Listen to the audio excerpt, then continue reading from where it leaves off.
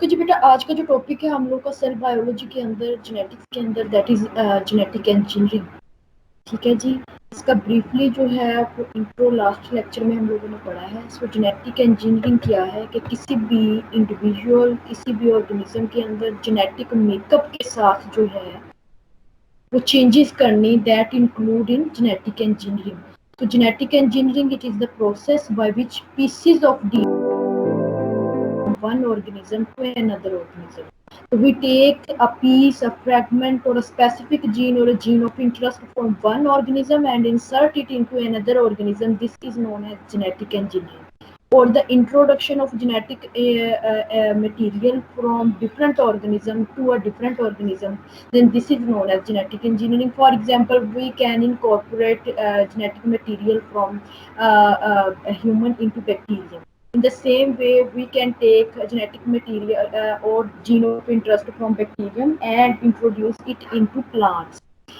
In the same way, we can introduce genetic material from human into sheep and from fishes into plant or from any other organism to a different organism. तो species का specific barrier जो है वो खत्म होता है कि means human to human जो है वो ज़रूरी नहीं है। ये रेस्ट्रिक्शन जो है इसको ख़त्म करके हम लोग जो है वो टू डिफरेंट स्पीशीज का जेनेटिक मटेरियल जो है वो रिकम्बाइन कर देते हैं।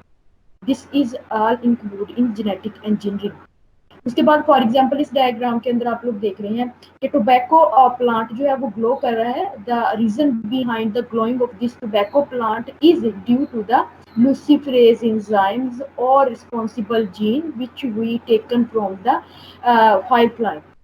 ठीक है, तो आप लोगों को ये firefly नजर आ रही है, तो इसमें चूंकि जो है वो ग्लोइंग जीन या luciferase enzymes मौजूद होते हैं जिसकी वजह से इनकी बॉडी जो है वो ग्लो करती है। तो हम क्या करते हैं, सिंपली इस फायरफ्लाई से जो है वो जीन ऑफ इंटरेस्ट, वो वाला जीन जो रिस्पॉन्सिबल है फॉर लूसीफरेज, उसको जो है वो कट करते हैं एंड देन उसको इंट्रोड्यूस करवा देते हैं किसी भी प्लांट के अंदर या किसी भी स्पीशी के अंदर। ये तो एग्जांपल है आपके पास टोबैको प्लांट्स के अंदर, जो कि 1986 में ये मैकेनिज्म जो है वो इंट्रोड्यूस करवाया गया। बट इन दीज डेज हम जो है वो डिफरेंट ऑर्गेनिजम्स के अंदर जो है वो डिफरेंट टाइप्स ऑफ जीन जो है वो इंट्रोड्यूस करवा के डिजायर्ड कैरेक्टरिस्टिक्स जो हासिल करते हैं। फॉर एग्जांपल ग्लोइंग फिशेज हैं, ग्लोइंग प्लांट्स हैं, ग्लोइंग ऑर्गेनिजम्स हैं। ठीक है जी। तो फॉर एग्जांपल पिछले दिनों जो है वो एक मैं सर्वे पढ़ी थी, तो उसमें जो है वो एक मुल्क के अंदर जो है उन्होंने एक्वेरियम के अंदर जो है वो बहुत सारे फिशेज के अंदर ये वाला जो इंजाइम्स है या रिस्पॉन्सिबल जीन जो है वो फायरफ्लाई से लेकर फिशेज के अंदर जो है वो इंट्रोड्यूस करवाई। तो डिफरेंट ग्लोइंग जो है वो डिफरेंट कलर ग्लोइंग जो है वो फिशेज इंट्रोड्यूस करवाई उन्होंने। तो इसी तरह जो है वो सजेशन है कि आपके पास स्ट्रीट लाइट्स जो है वो उनको भी जो है वो गवर्नमेंट जो है उनको भी ख़त्म कर सकती है, या उनको भी मेंटेन करने के लिए जो है वो हम क्या करते हैं कि नेचुरल सोर्स यूज़ करते हैं। प्लांट्स के अंदर कोई ग्लोइंग जीन इंट्रोड्यूस करवा के उसको जो है वो स्ट्रीट के नाल्स पर जो है वो अगर लगाया जाए तो हमें स्ट्रीट लाइट की भी ज़रूरत नहीं पड़ेगी, क्योंकि ऑटोमेटिकली ये वाले प्लांट्स जो है वो ग्लोइंग होंगे इन डार्क पीरियड। तो इस तरह जो है ये जेनेटिक इंजीनियरिंग जो है ये तो सिर्फ एक एग्जांपल है कि हमने अपने शौक के लिए जो है वो एक प्लांट को ग्लोइंग बनाया, किसी ऑर्गेनिज्म को ग्लोइंग बनाया। इसके अलावा जो है वो डिफरेंट चीज़ें जो है वो डिफरेंट कैरेक्टरिस्टिक्स हम जो है वो इस तरह के जेनेटिक इंजीनियरिंग से लेते हैं। उनमें फॉर एग्जांपल किसी प्लांट को जो है वो रेजिस्टेंट बनाना। ठीक है जी। इसके अलावा जो है वो प्रोडक्शन जो है वो किसी प्लांट्स की यील्ड प्रोडक्शन जो है वो इन्हांस करना। इसके अलावा जो है न्यूट्रिशनल वैल्यूज़ को जो है वो बढ़ाना। तो ये तमाम की तमाम चीज़ें जो है वो हमारे पास जेनेटिक इंजीनियरिंग में आ जाती हैं। फॉर एग्जांपल एक ऐसा प्लांट जो कि फ्रीजिंग टेम्परेचर पर जो है वो ग्रो नहीं कर रहा, तो उसमें एंटी फ्रीजिंग जीन्स जो है वो इंट्रोड्यूस करवा के, लाइक स्ट्रॉबेरीज के अंदर ये मैकेनिज्म करवा रहे हैं हम इंट्रोड्यूस, तो उसकी वजह से जो है वो स्ट्रॉबेरीज उन इलाकों में भी जहाँ पर जो है वो फ्रीजिंग टेम्परेचर है वहाँ पर भी नॉर्मली ग्रो करेगी। So these are all mechanism or all advantages which we can get from the use of this genetic engineering technique. So अब जो है वो हम mechanism को थोड़ा सा देखें। सबसे पहले जो है वो genetic engineering के लिए कौन कौन सी चीज़ें required होती हैं। तो मैं सबसे पहली चीज़ वो वाला vehicle जिसके थ्रू जो है वो हम जीन एक ऑर्गेनिज्म से लेते हैं और किसी दूसरे ऑर्गेनिज्म में इंट्रोड्यूस करवाते हैं, that vehicle or that carrier is known as vector। So a vector is needed to transfer a gene into a host cell. For example हम लोगों ने बैक्टीरिया के अंदर जो है वो प्लाज्मिड्स पढ़े, डिफरेंट टाइप्स ऑफ प्लाज्मिड है। फॉर एग्जांपल एफ प्लाज्मिड है, तो वो जो प्लाज्मिड्स हैं वो एज अ व्हीकल यूज होते हैं। ये तो सिर्फ जस्ट एक एग्जांपल है।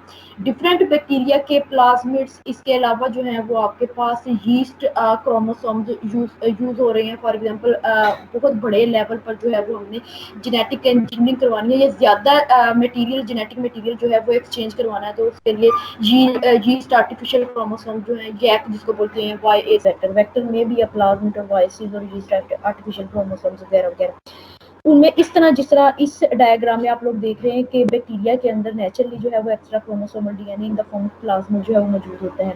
सिंपली हम क्या करते हैं, किसी भी जीन ऑफ इंटरेस्ट को जो है वो इंट्रोड्यूस करवाने के लिए हम प्लाज्मिड को जो है वो किसी भी बैक्टीरिया से जो है या बैक्टीरियल सेल्स से जो है वो लेते हैं, ठीक है, रेस्ट्रिक्ट करवाते हैं, और इसके लिए एंडोन्यूक्लियोसिस एंजाइम जो है वो नेक्स्ट में मेंशन करती हूँ। रेस्ट्रिक्शन एंजाइम जो कि किसी भी जेनेटिक मटेरियल कट करने के लिए यूज होते हैं, those enzymes are known as endonucleases restriction enzyme. तो रेस्ट्रिक्शन एंजाइम से हम प्लाज्मिड को जो है वो सेपरेट करते हैं और अपना जीन ऑफ इंटरेस्ट जो है वो स्पेसिफिक सेगमेंट जो है वो किसी प्लाज्मिड्स के अंदर जो है वो इंट्रोड्यूस करवाते हैं। उसके बाद अब जैसे ही हमने इंसर्ट करवा दिया है अपना जीन ऑफ इंटरेस्ट प्लाज्मिड्स के अंदर, अब इस प्लाज्मिड को जो कि उस जीन ऑफ इंटरेस्ट कंटेनिंग है, इसको दोबारा से या तो बैक्टीरिया के अंदर ज़्यादा से ज़्यादा कॉपीज हासिल करने की जो है वो अगेन जो है वो इंट्रोड्यूस करवा देती हैं बैक्टीरिया के अंदर।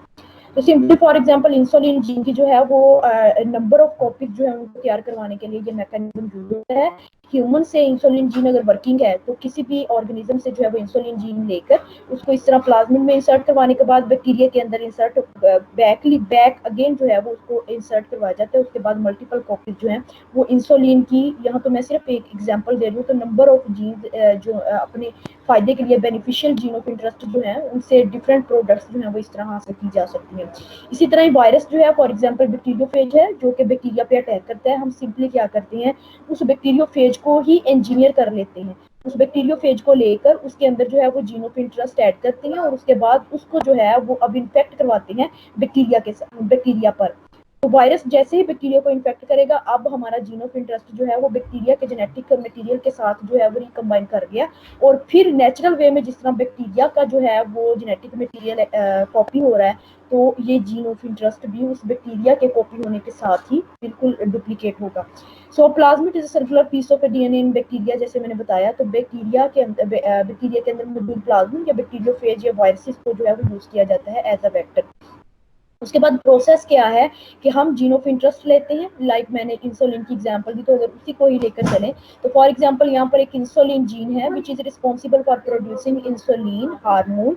तो उसके बाद जो है ये जीन ऑफ इंटरेस्ट जो है, अब हम क्या करते हैं, प्लाज्मिड लेने के बाद बैक्टीरिया का उसके अंदर, उस प्लाज्मिड के अंदर जो है वो इंट्रोड्यूस करवाते हैं। तो यहाँ पे आप लोग देखेंगे, यहाँ पे प्लाज्मिड मौजूद है और हमने जीन ऑफ इंटरेस्ट कट किया रेस्ट्रिक्शन एंजाइम्स की मदद से और इंट्रोड्यूस करवा दिया वेक्टर के अंदर। अब वो वाला वेक्टर जिसके अंदर जीन ऑफ इंटरेस्ट मौजूद है वो अब बैक्टीरिया के अंदर री इंट्रोड्यूस करवाया जाएगा, जिसके बाद जैसे ही बैक्टीरिया की कॉपीज तैयार होंगी उसके साथ ही जीन ऑफ इंटरेस्ट जो है वो अपने आप को मल्टीप्लाई करेगा। In this way we can get a number of copies or number of product which we want to get. So the desired protein is produced. For example, in this case, or for instance, in this case is insulin. So number of insulin copy can be get through the process of genetic engineering. उसके बाद ये process था पूरा genetic engineering का कि हम किस तरह करते हैं। So recombinant DNA enters the host cell. Host कौन सा है, जिसके अंदर हम कॉपीज जो है वो बनाना चाह रहे हैं। For example in this case bacteria is host cell. So ये वही वाला प्रोसेस के प्लाज्मिड को कैसे कट करते हैं, रिस्ट्रिक्शन एंडोन्यूक्लियोसिस एंजाइम्स की मदद से, और उसके बाद जो है उसको अगेन बैक्टीरिया के अंदर इंट्रोड्यूस करवाने के बाद अब वो वाला प्रोडक्ट या वो वाला प्लाज्मिड जिसमें दो डिफरेंट सोर्सेज से जेनेटिक मटेरियल मौजूद है, for example genetic material from bacteria as well as genetic material from human or in this case insulin gene.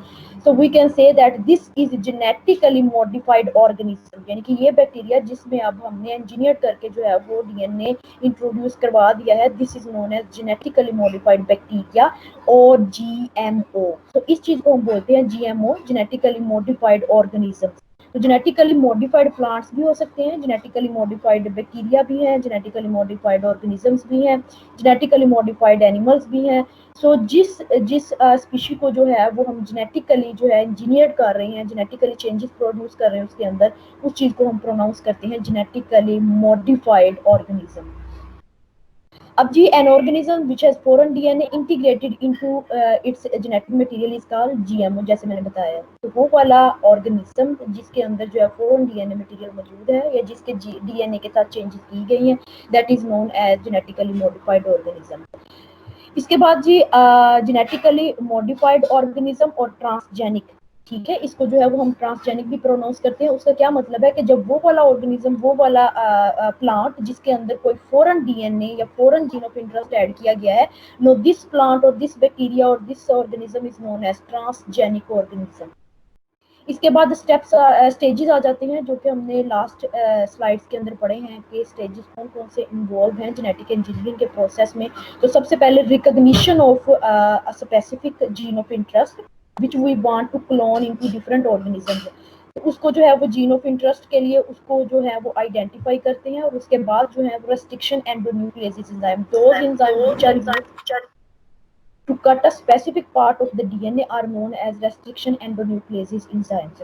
So second step जो है वो आपके पास कटिंग ऑफ डीएनए मटेरियल जो है वो आ जाता है। इस डायग्राम में भी वही चीज मेंशन की गई जैसे प्लाज्मिड, और फिर एक चीज कि प्लाज्मिड्स को जिस रेस्ट्रिक्शन एंडोन्यूक्लियस के साथ कट करते हैं, सेम उसी एंजाइम्स को यूज करते हैं for the cutting of the gene of interest from a specific cell और फ्रॉम स्पेसिफिक ऑर्गेनिज्म। उसके बाद जी जेनेटिक इंजीनियरिंग जो है वो क्यों यूज की जा रही है, नेक्स्ट इसके एडवांटेजेस आ जाते हैं।